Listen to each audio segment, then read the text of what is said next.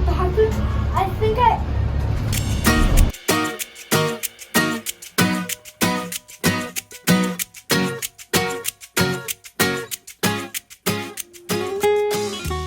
After leaving Bogota, we camped for several days on the way to the Santa Elena area.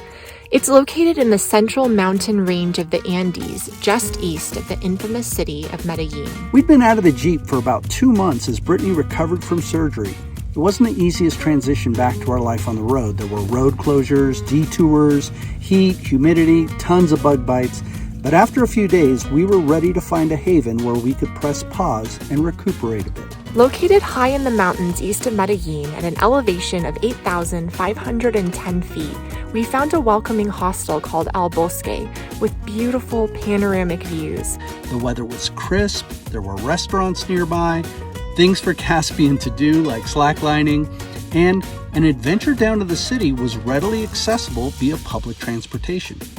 We decided to spend a few days just kind of taking it all in, kind of getting back into the rhythm of things. But then eventually we decided to head into Medellin, and we decided to film the entire day and take you along with us.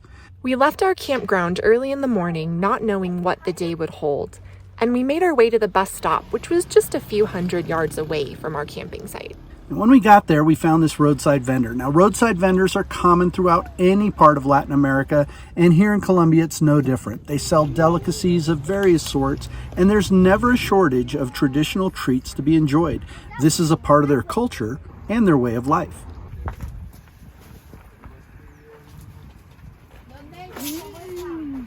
What do you think, Caspian? We boarded the public bus, which was a wild ride that felt more like a small roller coaster, as the vehicle careened through the mountainous roads. Even here, the locals were completely at ease, enjoying a snack which they made right on the spot during the ride and generously shared with us. Having finished our treats and survived the crazy bus ride, we were dropped off at a well-known ecological park, which is co-located with the metro cable, which provides access directly to the city of Medellin. Hasta luego. What'd you think of that? That was awesome. Cool. Flowers, jewelry, and very scary cable cars. It's okay. Caspian's a little worried. What's going on is that we're on a terrifying cable car. I think it's going to be really fun. Why aren't the doors closed? They will. Good. Wow! Best ride ever! Scary. Caspian, it's like a ride at Disney World. We have our private car. We're just floating over the world. Are these cables strong enough? Yes, son. Oh, this is too scary. This first cable car was quite an experience for all of us, but especially for Caspian. The views were incredible as we just hovered over the forest floor. All right, Brittany, you've been studying the map. What's the plan? So in true Highland fashion, we did not plan this day at all until literally right this moment. So I'm like glued to this map. We think we're being let off all the way up here, and then maybe we can take another cable down there, but downtown is until here. And then this neighborhood was recommended. I have an idea. What's your idea? Look behind you. It's my idea. Oh, there's Look. the city, Daddy. Check Look. it out. Oh yeah, we're coming up on it. It's way down there. Okay, figured it out. Really complicated public transportation system. So these are both cable lines. This here, this kind of purplish blue, is the metro. We can go right downtown to San Antonio or keep going to Poblado. This cable car took us all the way into the city where we would connect with another cable car which would take us further down into Medellin. Known as the city of eternal spring, with temperatures rarely higher than 81 degrees or lower than 58, Medellin is the second most populous city in all of Colombia, with just over 4 million people currently living in the metro area. Founded on March 2nd, 1616, Medellin is 406 years old, and it's the capital of the Departamento of Antioquia. In the early 1970s, Medellin went through a massive recession which led to extremely high unemployment rates and a desperate population looking for any way in which they could survive. Smuggling and drug trafficking became widespread in the region, and in 1976, the Medellin cartel led by Pablo Escobar was founded. During this time, kidnapping, murder, money laundering, arms trafficking, terrorism, and assassinations were prevalent all throughout the city.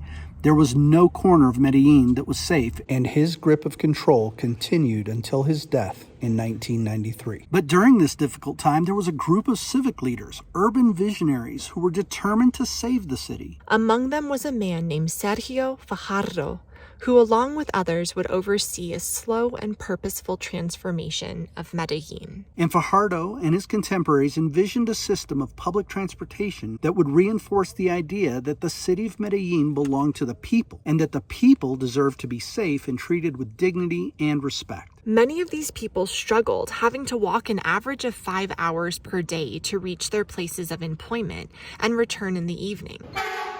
In the book Magdalena by Wade Davis, it's written that this transformation didn't take place by imposing rules, but by listening to the voices of those living through this dark time. This change took many years, but it has made all the difference. Today, Medellin ranks with Barcelona and Lisbon among the most desirable and livable of all cities in the world. In 2012, Medellin's system of public transportation was recognized as being without equal, both in terms of social equity and in environmental sustainability. We got to experience this transportation system firsthand as we made our way into the city of eternal spring. What's your name? My name is Marjorie. Marjorie? My name Caspian is Caspian. We really have no idea where we're going, but there's supposed to be a park about 12 minutes that way by vehicle. I'm guessing up in that hill called Parque Poblado. We're gonna go check that out.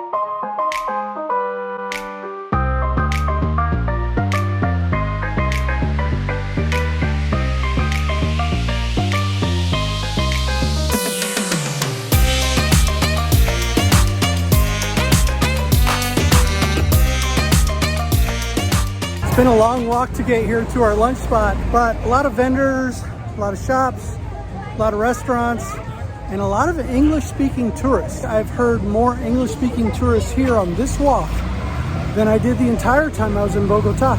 We walked all the way here for some tacos that were recommended.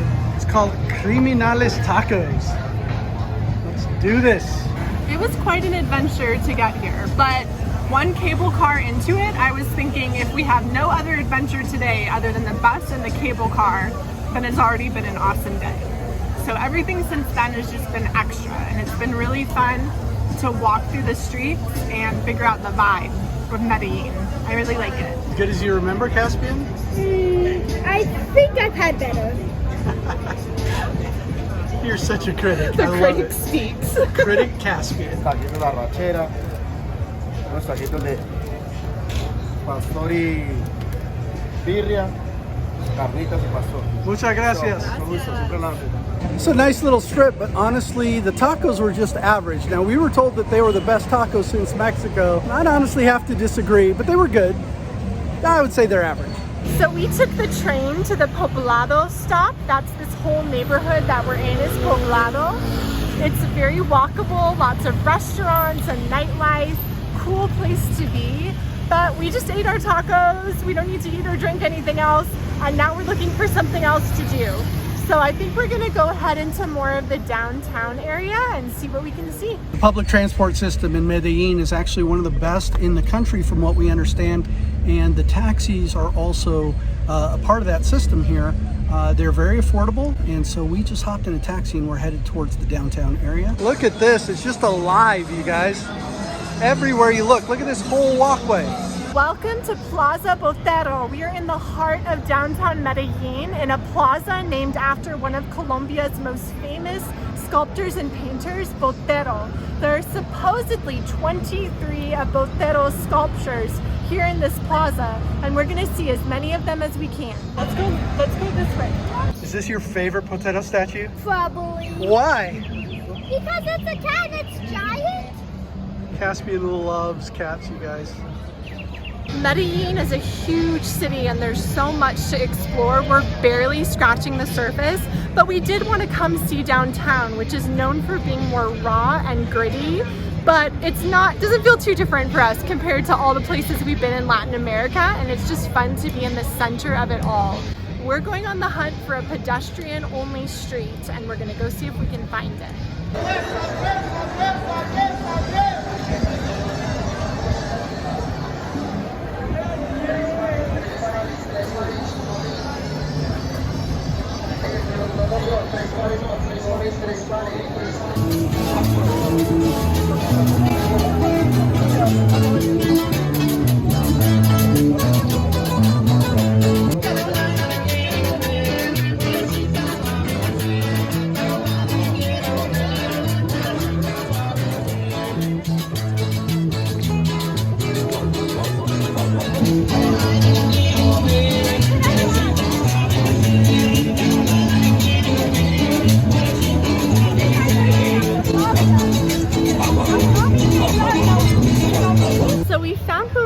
Pedestrian-only street, but there's not too much going on. There's some really cool booksellers. It was fun looking at all the books, but wasn't quite as much going on as we expected. That's okay.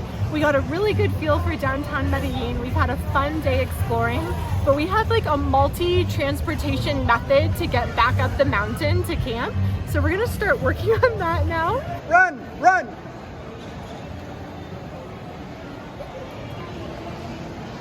Let's go, baby. We barely made it. Did we? Yeah, train got here right as we got here. Próxima estación Prado, estación cercana al Parque de Bolívar.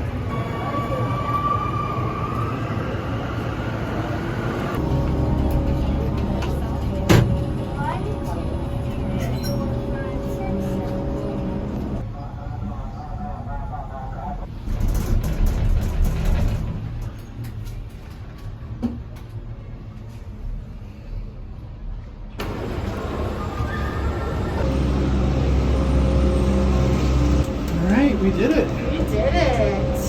Caspian, I think this is our last cable car. For today.